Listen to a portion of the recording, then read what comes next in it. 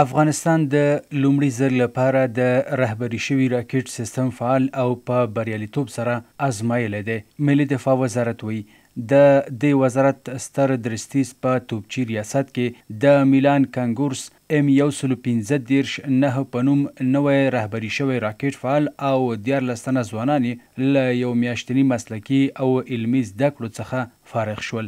د یاد وزارت ویان ویلي چې د دې راکټ لپاره یې 14 تنه ځوانان له یو میاشتني مسلکي زده کړو څخه فارغ کړي دي. دغه راکټي سیستم زرهي ټانکونه، جنګي بیړۍ او ټیټ پرواز کوونکي هلیکوپټر په نښه کولی شي. دا لومړی ځل دی چې په هیواد کې د رهبري شوي راکټ سیستم فعال او په بریالیتوب سره آزمایل کیږي. روز گذشته 13 تن از منصوبین جوان بعد از سفری نمودن یک دوره 1 ماهه از آموزش‌های مسلکی و عملی راکت هدایت شونده به نام کنکورس میلان از ریاست توپچی استردرستیز وزارت دفاع ملی فراغت حاصل نمودند. قابل ذکر است که این راکت هدایت شونده برای نخستین بار در کشور فعال گردیده که میتواند تانک‌های زرهی و هلیکوپترهای با ارتفاع پایین را هدف قرار بدهد.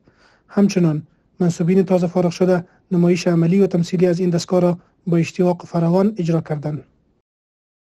کتونکي په امنیتي برخه کې د ملي دفاع وزارت له دې اقدامه هرکلی کوي او وایي چې دا چاره د هیواد ساتنې په برخه کې مهم ګام دی.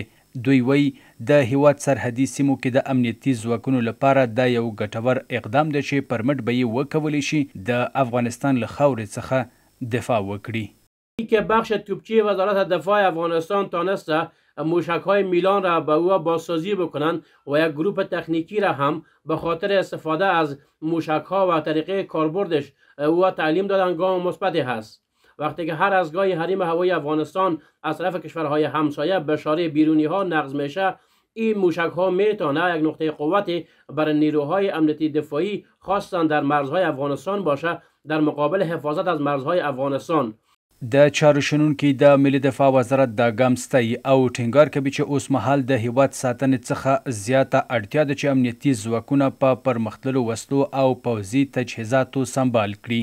دوی دغه راز غوښتنه کوي چې د پوځ لپاره د اسلامي امارت په نظامي بودیجه کې زیاتوالی راولي او ځواکونه د وخت پر اړتیاوو لامل کړي.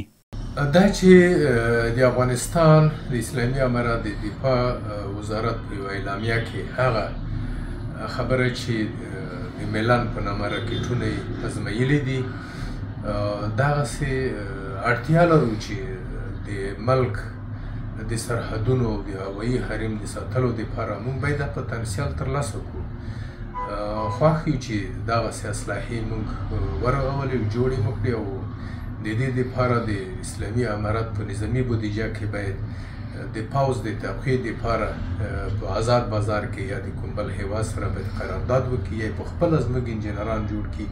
دا په داسې حال کې ده چې وړاندې امنیتي بنسټونو ویلي وو چې اسلامي امارت هڅه کوي د هیواد د دفاع لپاره د مسلکي اردو ترڅنګ ټول هغه امکانات برابر کړي چې د هیواد ځمکنۍ بشپړتیا دفاع لپاره اړین دي.